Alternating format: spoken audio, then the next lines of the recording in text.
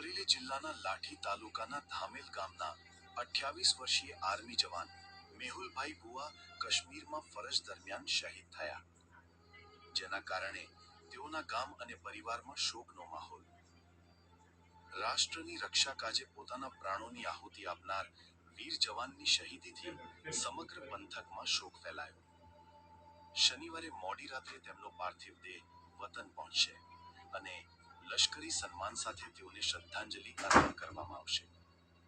શનિવારે સવારે 8 વાગે તેઓની અંતિમ યાત્રા કાઢવામાં આવશે, જેમાં તેઓને આખરી સલામ કરવા મોટી સંખ્યામાં લોકો હાજર રહેશે.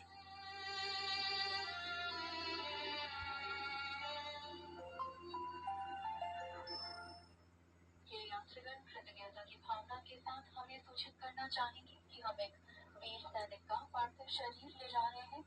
भारतीय थल सेना के लॉन्स दफादार भानवाड़ मेहुल भाई ने हमारे देश की सुरक्षा के लिए गदरवान जम्मू और कश्मीर राज्य में अपना सर्वोत्तम बलिदान दिया है. जय हिंद.